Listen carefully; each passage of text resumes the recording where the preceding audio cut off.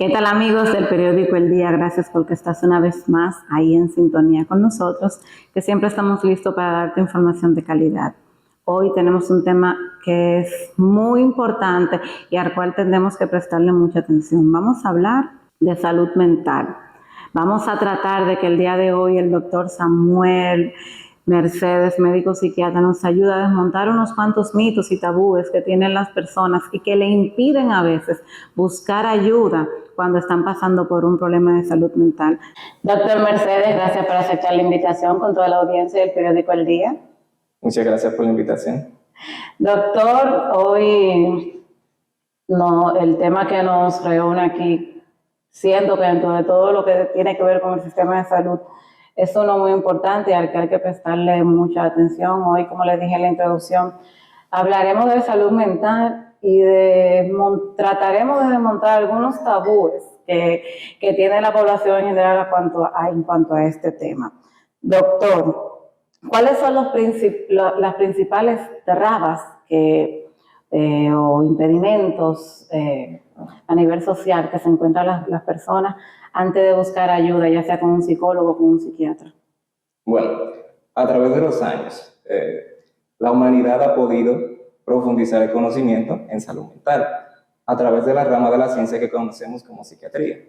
Sin embargo, y es como dices, existen ciertas trabas, ciertas creencias o ciertas costumbres que impiden a esas personas con problemas con salud mental pues acudir a tiempo o acudir en general a una consulta de salud mental o acudir con donde necesiten ayuda. Para mencionar algunas, la principal es que la salud mental, los trastornos mentales, se han asociado a debilidad personal. ¿Qué quiere decir esto? Que las personas, cuando tienen alguna enfermedad mental, alguna condición de salud, como la depresión, pues dicen que este tipo de personas exclusivamente tienen estos síntomas de la depresión, pues por una falta de carácter, porque son débiles, porque no tuvieron una buena crianza para ser más fuertes. Cuando sabemos que en el día a día, y más con las actualizaciones de psiquiatría, pues sabemos que las enfermedades o trastornos mentales tienen diversos orígenes o factores, es multifactorial. Tiene factores biológicos, tiene factores sociales y tiene factores psicológicos. Por eso no podemos guiarnos de que una persona, por tener un trastorno mental, pues es débil con respecto a los demás. Sí, porque se ha vendido a través del tiempo, como dice usted, que si estás decaído es porque te falta voluntad. Y a veces las personas no entienden que en ocasiones lo que necesitamos es que ayuden. Y que no basta con que si me ves un poco decaído, tú me digas, párate de ahí que eso no es nada. No basta con eso, hay que buscar ayuda. Sí. Ahí aparece la típica frase de pon de tu parte, esas frases de positivismo un poquito tóxico, como dicen hoy en día. Y eso no nos ayuda con las personas con trastornos mentales. ¿Y cuáles son las más comunes, por decirlo así, que afectan a la persona en el día a día? Los trastornos mentales que más acuden a la consulta de psiquiatría son los trastornos depresivos, los trastornos de ansiedad, los trastornos de insomnio que también se relacionan con problemas de salud mental, los problemas también de pacientes con estado de ánimo bipolar, que al contrario de la depresión también presenta síntomas de euforia o síntomas de manía, y también los pacientes con síntomas psicóticos. Pues otra dificultad por la cual las personas no acuden de manera pronta, de manera adecuada a las consultas de salud mental es porque las creencias religiosas, las creencias espirituales que existen en ciertos número de habitantes, pues puede dificultar de que la persona entienda de que presenta un trastorno mental, sino que lo categorizan como si fuese o un castigo divino, o una posición espiritual, o una falta de religiosidad.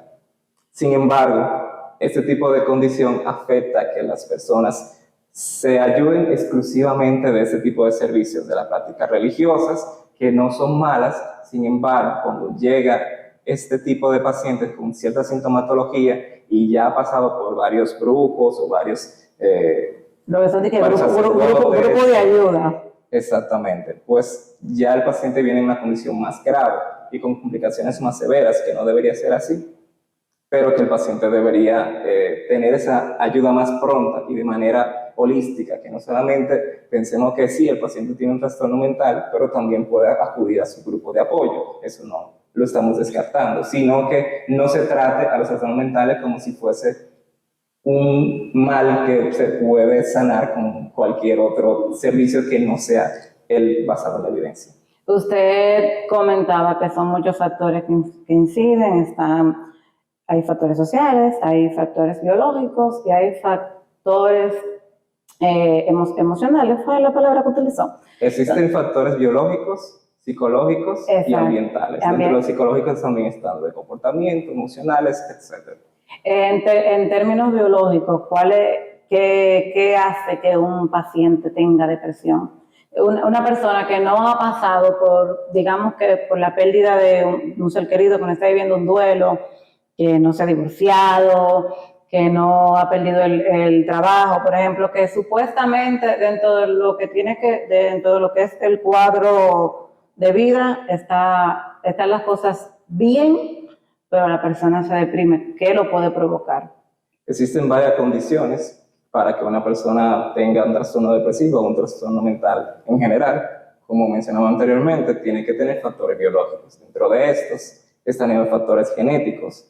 Hay una historia psiquiátrica familiar en este tipo de pacientes, ya sea su madre, padre, abuelos o tíos, que pudieran tener síntomas de depresión y que quizás no fueron vistos con prontitud o que no se le dio la importancia que se debería dar, y por eso este tipo de pacientes al entrar a la consulta pues no conocen que sí tenían una historia psiquiátrica previa, y al momento de la consulta pues ya tienen esa información de que tienen factores genéticos que pueden predisponer que sus hijos y sus nietos también presenten una patología de salud mental. Ok, y las mujeres vamos al ginecólogo, el que tiene hipertensión va a su cardiólogo, llevamos los niños al pediatra, los hombres van al urólogo y así todo el que le duele un dedo va al ortopeda y no pasa nada. Pero cuando encontramos a alguien que nos dice, no, yo estoy yendo a consulta con un psicólogo, estoy yendo a consulta con un psiquiatra, viene el que de una vez el otro piensa que, bueno, Samuel está como medio loco, o Edilita está como medio loca, o también el hecho de que a mí misma me da cosa decirle, no, mira Samuel, lo que pasa es que yo no estaba durmiendo bien, ya esa falta de sueño estaba teniendo efectos en mi estado de ánimo y decidí buscar ayuda, y el médico que me tiene que ver esa parte es un psiquiatra. Te lo estoy diciendo con mucha naturalidad, no pasa nada. Eso soy yo, pero de repente nos encontramos uno que solamente porque no te etiquete, no buscas la ayuda. En ese caso, ¿cómo lo manejamos, doctor? Ya eso es para la sociedad, para el resto de la sociedad, no es ni siquiera para el paciente. Pues ahí estamos hablando del estigma que tienen los pacientes de salud mental. Ese es uno de los problemas que más nos enfrentamos en los servicios de salud mental, tanto psicología como psiquiatría. Este miedo a ser rechazado por la sociedad hace que estos pacientes oculten sus síntomas, ya sea por vergüenza, por culpa, y eso hace que la sociedad no los conozca, que su trabajo no conozca ese tipo de condición que tienen, y que también su familia no conozca que ellos tienen ese problema de salud mental. Esto reduce significativamente su mejoría, ya que no solamente necesitan el apoyo de sus familiares y de la sociedad, sino que también esta red de apoyo familiar, que es la más importante para que cada paciente no solamente tome su tratamiento y que vaya con empoderamiento a consulta de psiquiatría, sino que también presente una mejoría significativa y que a la larga pueda tener una buena reinserción y una buena rehabilitación. Entonces, ¿cómo nos damos? A veces, así como cuando te va a dar una gripe, el cuerpo te vas decayendo, que una fiebre, que una cosa, tú lo sientes, eso es ya en términos físicos, pero hay muchas ocasiones en que el paciente anda parado bien, sin supuestamente ningún problema, pero como comentaba, no está durmiendo, no está comiendo, o está comiendo de más, durmiendo de más, Pero él no se da cuenta porque ya está tan mecánico que él sigue trabajando sus 8 horas. Yo voy muy horas al trabajo, yo llego a mi casa, preparo la comida, terminé el día y me acuesto o hago lo que tenga que hacer. ¿Cómo nos damos cuenta que a veces tenemos gente a nuestro alrededor que nos está pidiendo ayuda a gritos sin decirnos ayúdame, doctor? Y entonces, ¿cómo yo te convenzo a ti de que tienes que buscar ayuda? Bueno, y eso es un tema un poco más sensible, ya que cada sintomatología pues, va a ser individual de cada quien. No todo el mundo presenta los mismos síntomas, por ejemplo, hablando de la depresión. No todo el mundo va a tener el típico insomnio, no todo el mundo va a tener el típico... La ansiedad. La típica ansiedad, la poca energía, las pocas ganas de hacer las cosas que le gustan hacer. No todo el mundo va a tener la misma sintomatología. Lo que sí podemos ver es que ciertos tipos de individuos o de personas van a presentar esos síntomas en sus ámbitos laborales, en sus ámbitos de sociedad, y cuando presentan diferencias en cómo ellos son normalmente, pues ahí sí podemos ver o podemos sospechar de que ese paciente, de esa persona puede tener una condición de salud mental. No podemos individualizar y no podemos decir que ya la tenga por tener cierta diferencia, por comportarse distinto, por llegar más tarde del habitual al trabajo. No podemos decir que solamente por eso ya podemos decir que esa persona tenemos que incentivarla a que vaya a salud mental. Pero sí son indicios de que a esa persona le pasa algo, de que pudiera estar o justificando sus síntomas por algo que le pasó, que no trate de ocultar sus síntomas de salud mental.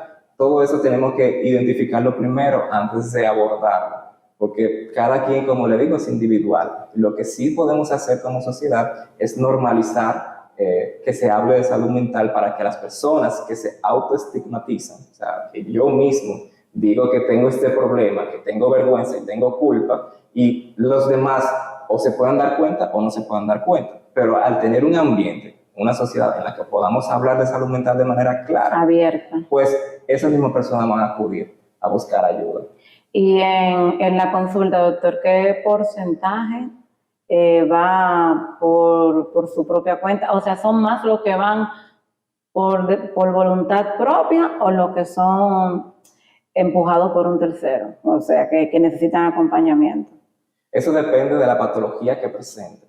Tenemos pacientes que cuando presentan depresión o ansiedad, la mayoría de estos pueden identificar que sienten esa tristeza de que ya no son la misma persona de antes, el mismo papá de antes, la misma hermana, que no se comportan de manera igual que antes, y por eso pueden tener la propiocepción y decir, bueno, yo tengo un problema. Voy a buscar ayuda. Hay otras condiciones como síntomas psicóticos, como el paciente bipolar, como se presentan en manía grave, que usualmente no saben o no están del todo conscientes de que tienen una condición de salud mental.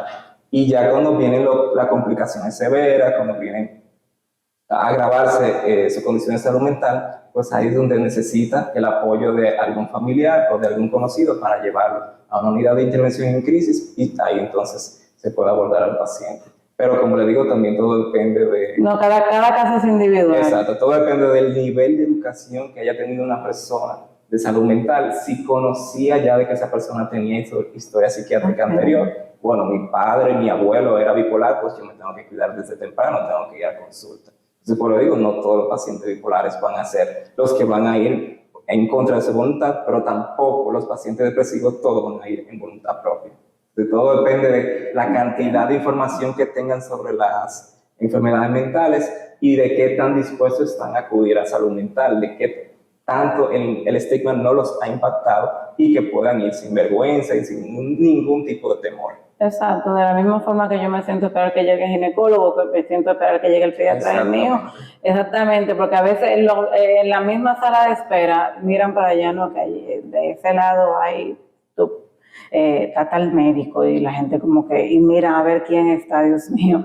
En realidad nos falta mucho y para eso estamos nosotros los medios de comunicación, para educar. Esa es nuestra cuota que tenemos con la sociedad.